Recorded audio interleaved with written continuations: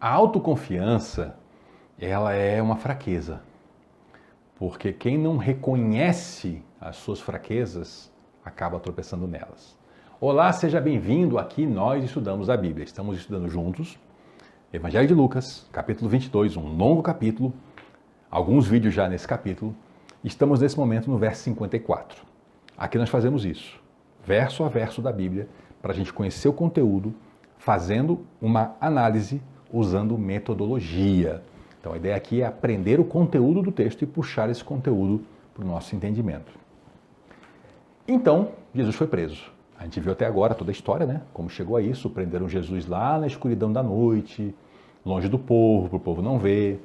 Prenderam Jesus e levaram ele para a casa do sumo sacerdote. Aqui isso é tudo muito irregular, porque Jesus sendo preso, se ele fosse um criminoso, ele deveria ser levado para a prisão para aguardar o julgamento. Já levaram ele para a casa do principal sacerdote para fazer o julgamento na escuridão da noite. O que não era permitido, esse julgamento não seria válido. E Pedro seguia eles à distância. Prenderam Jesus, Pedro tinha falado para Jesus, eu vou contigo até a morte e tal. Prenderam Jesus e Pedro vai seguindo Jesus a uma distância. E aí ele entra lá. A gente sabe lá pelo Evangelho de João que ele conseguiu entrar porque João conhecia alguém lá e aí Pedro entrou junto, né? Aí quando acenderam um fogo lá no meio do pátio, vamos lembrar que isso aqui era de noite, tá? E lá em Israel faz frio. Pedro chegou também, né? Para se esquentar ali. E quando o pessoal sentou perto do fogo, Pedro chegou também, né? Jesus lá, Pedro longe, no foguinho do pátio. E aí, com fogo tem luz, né? Uma criada olhou bem e ela falou assim, esse homem estava com ele também. Ela reconheceu Pedro. E ele falou, mulher, conheço ele não. Mulher, não conheço. Negou Jesus. Pedro, cheio de confiança, que falou, quando Jesus falou que ele ia ser tentado pelo diabo, né, que o diabo pediu ele, mas Jesus rogou para que ele não fosse destroçado, para que ele mantivesse sua fé, o Pedro falou, não, eu vou contigo até a morte. Vou ser preso contigo e morro contigo. A autoconfiança faz isso. E aí Pedro negou Jesus. Mas isso ainda era pouco, né? Então logo depois, um homem viu Pedro. Primeiro foi essa criada. Depois foi um homem que falou, ei, você também é um deles. Estavam famosos em Jerusalém, então as pessoas sabiam que andava com Jesus. E ele falou, homem, não sou. Mulher, não o conheço. Homem, não sou. E aí, uma hora depois, veio um outro. Ali a coisa continuou, mas passou uma outra pessoa e falou assim, certamente esse homem estava com ele, porque é galileu. Eles estavam na Judéia, sul do país. Os discípulos de Jesus vieram com ele da Galileia. Galileu tinha outro sotaque, um jeito um pouco diferente, como tem em cada região do país. Né? Se você está há bastante tempo, você conhece os regionalismos. Era nítido que Pedro era galileu, e alguém reconheceu, não só ele era galileu, mas ele era um dos 12. E ele falou, homem, eu não sei do que você está falando. Né? Enfaticamente ele negou. Agora tem um detalhe que é um detalhe que me assombra. Talvez assombre você também. É que Pedro, não é só o negócio do Pedro pecar, Pedro mentir, dizer que não conhece Jesus. Pedro faz isso de longe. Jesus está lá. E Pedro está aqui no pátio, no foguinho, se aquecendo. Quando Pedro mente pela terceira vez e fala que não conhece Jesus, o olhar dele bate com o olhar de Jesus. E Jesus, de onde está, olhou diretamente para Pedro. Isso me apavora, sinceramente, porque eu me vejo nessa cena como o homem pecador que eu sou. Me reconheço como um homem que peca e Deus tem misericórdia de quem não se acha um pecador. Se o apóstolo Paulo, santo homem daquele, falou que ele era o pior dos pecadores, o que eu posso dizer de mim? Que eu sou o pior dos pecadores. Me assombra essa ideia de quando eu peco, o olhar de Jesus encontra o meu. Jesus não fala uma palavra aqui. Ele só olha. Não precisa dizer nada. Isso tem que nos assombrar. Que o Santo de Deus, o Filho de Deus, o nosso Salvador, que morreu na cruz, o olhar dele encontra o nosso, logo que a gente peca. E Pedro sai dali, ele se lembrou, né? Nisso aconteceu tudo, eu fico até... Mas vamos lá. O galo cantou. E Pedro lembrou do que Jesus falou. Antes que o galo cante hoje, você me negará 3 vezes. E Pedro saiu e chorou amargamente. É de chorar amargamente. Essa experiência, muita gente relata, uma experiência de conversão, né? Lembra que Jesus falou para Pedro, Pedro, quando você se converter, fortalece teus irmãos?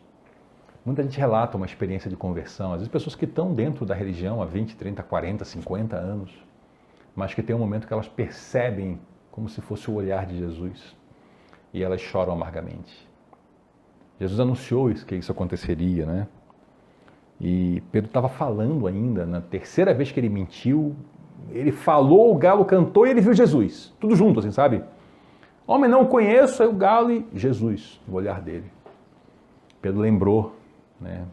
Ainda há pouco ele me falou que eu ia trair ele. Pedro sai para chorar amargamente. Não dá para ter outra reação, né? O Senhor fala aqui na Bíblia que a gente peca e que a gente tem que orar e que a gente tem que vigiar para não cair em tentação. E aí a gente não ora o suficiente, a gente cai na tentação e a gente peca. E aí a gente lembra da palavra do Senhor e do olhar dele e só sobra chorar amargamente. E contar com a misericórdia dele, como Pedro contou, né? Bom, momento de Pedro aqui, Lucas segue na história, vamos seguir junto com Lucas, né? Os homens que estavam detendo Jesus, eles começaram a zombar dele e a bater nele. Isso aqui era completamente proibido, tá? Não pense que isso aqui fazia parte do processo, não fazia não. Dentro do povo de Israel, a legislação lá, desde Moisés, era muito séria, não se fazia assim não. Não se pegava um homem preso e levava ele de madrugada para julgamento, e no julgamento já começava a torturar. Isso não existia. Isso aqui, quer dizer, existiu algumas vezes em fraude judicial, né? Como era o caso aqui, uma fraude judicial. Cobriram os olhos de Jesus e diziam assim, profetiza, quem é que te bateu? Quer dizer, já transformaram aquilo ali num circo de horrores. E insultavam Jesus com muitas palavras. Tudo inválido, além de ser perverso, né?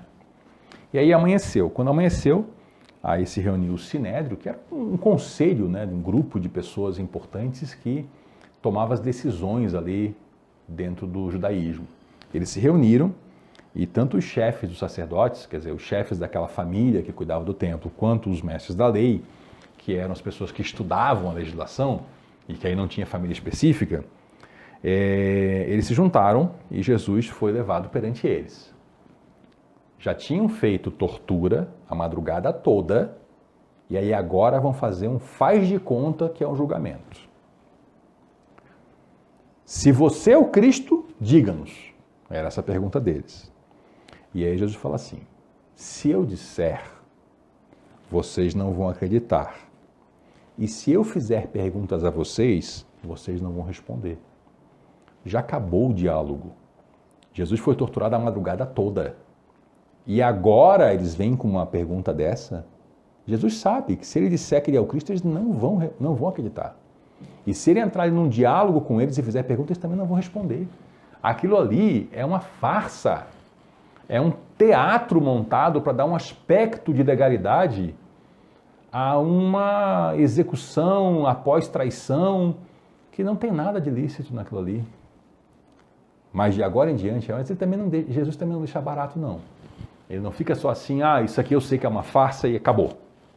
Ele fala, em outras palavras, ele fala que aquilo é uma farsa, né? Porque ele está dizendo, se eu disser, vocês não acreditam, se eu perguntar, vocês não respondem, mas de agora em diante, o Filho do Homem estará sentado à direita do Deus Todo-Poderoso.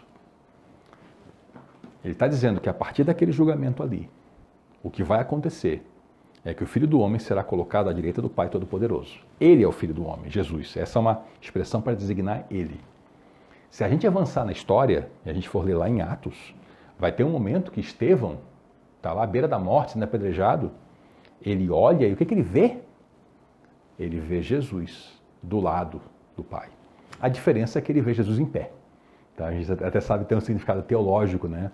Que era um momento ali que Jesus se levantou, vamos dizer assim. Mas o que ele vê é isso. Então Jesus anuncia isso. E aí vem a pergunta: então você é o Filho de Deus? Lembre, o nosso conceito atual de Filho de Deus não tem nada a ver com o que se dizia há 2000 anos atrás.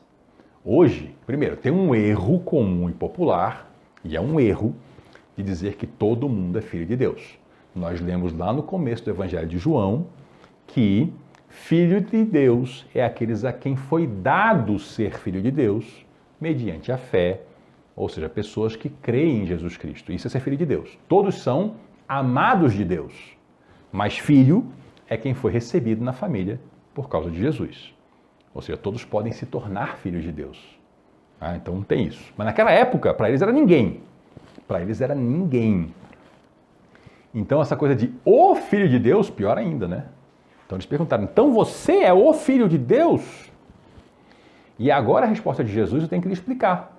Porque em português parece que Jesus está dando uma resposta ambígua. Vós o dizeis, vocês estão dizendo que eu sou, respondeu ele. Isso aqui é um jeito de judeu falar. Isso aqui dentro da cultura judaica, sabe o que significa? Sim, é bem como vocês estão dizendo, é isso aí. Para nós é o contrário, né? Se alguém te pergunta assim, foi você que deixou a geladeira aberta? Aí a pessoa fala assim, é você que está dizendo. Ela está tentando se eximir ali da resposta, ela não está respondendo e está dizendo assim, é você que está dizendo isso. Dentro dessa cultura aqui, quando alguém fala assim, você o diz, isso significa assim, é do jeito que você diz. Tanto que Jesus, quando estava diante de Pilatos, nós vimos isso em outro evangelho, e Pilatos começou a perguntar sobre Jesus, ele respondia assim, você o diz. Isso significava o quê? É como você está dizendo. E se você ler no julgamento perante Pilatos, você percebe que Pilatos continua a conversa de acordo com essa resposta de Jesus, como essa resposta sendo sim.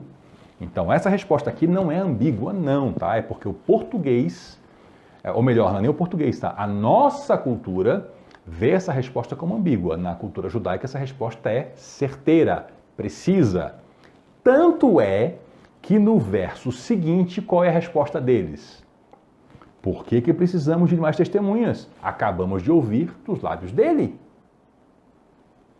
Por que eles diriam isso se a resposta fosse ambígua? Ambígua é uma resposta que pode ser uma coisa, pode ser outra, tá? Não, é porque eles também entenderam como uma resposta precisa, uma resposta certeira. Então, para eles, não precisava mais de testemunha. Já tinham ouvido dos lábios dele. Dentro da legislação daquele tribunal ali, não era isso. Mesmo que uma pessoa, mesmo que um criminoso confessasse, naquela época, naquela legislação, precisava de testemunha. Tem um pouco a ver aí com evitar confissão sob tortura, tá bom? Coisas assim. Ali Jesus foi torturado, mas não confessou por causa da tortura. Ele falou a verdade, ele é o Filho de Deus. Mas, de qualquer forma, esse julgamento, nada desse julgamento foi válido, né? O julgamento de madrugada, e tortura, aí faz um julgamento falso de manhã, mas a sentença já tinha.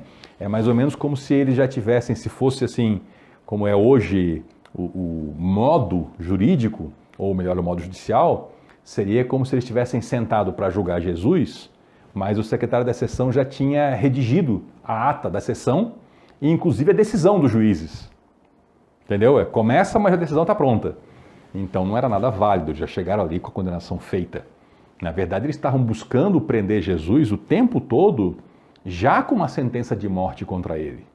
Então ali nada era válido, é tudo uma farsa. E aí, então, eu quero que você feche esse capítulo com esse entendimento, tá?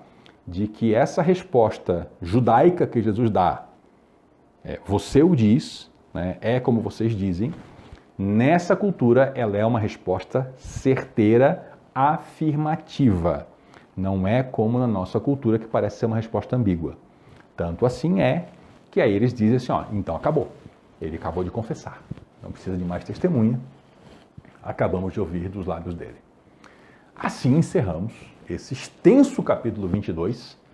Foram vários vídeos que você vem me acompanhando, onde a gente viu coisas importantíssimas desses momentos finais do ministério de Jesus. Vimos a Santa Ceia, a traição de Judas. Vou passar alguns pontos aqui rapidamente com você. Simão sendo anunciada a traição, depois traindo. Vimos lá, desde o começo, né, a conspiração do pessoal lá do templo para pegar Jesus. Vimos que na ceia são 2 cálices diferentes, né, que nós celebramos a ceia de Jesus. É o segundo cálice, né, que nós celebramos. Volte nos vídeos anteriores que você vai achar esse conteúdo se você não viu. Jesus falando que ele serve, então nós também serviremos. Né? O domínio não é domínio como os reinos dominam, né? Mas é servir. Esse é que é o nosso negócio. A questão da espada, né? A questão da espada aqui, trabalhei com você, métodos de interpretação, onde eu demonstrei para você que eu interpreto, não digo eu, né? Nós temos toda a história da igreja e mesmo hoje os intérpretes fazem isso, que era espada mesmo. E era para autodefesa, sim. Independente do que nós achamos sobre isso, nós temos que fazer a boa interpretação do texto bíblico e não tentar colocar no texto bíblico o que a gente acha. Aliás, esse método ele serve para muitas passagens que nós precisaremos entender, especialmente no Antigo Testamento. Nós precisaremos dessa honestidade na interpretação para que a gente não saia distorcendo o texto. Assim, encerramos o capítulo 22. No nosso próximo encontro, vamos para o 23, quase chegando já no encerramento, né? E seguindo com essa nossa história maravilhosa. Ore para não cair em tentação, como o Senhor Jesus ensinou aqui nesse capítulo. Muito obrigado por nos acompanhar até aqui. Leia sua Bíblia, ore, tenha comunhão com o nosso Senhor. E se você está gostando desse conteúdo, volte na próxima, porque aqui nós estudamos a Bíblia. Até lá!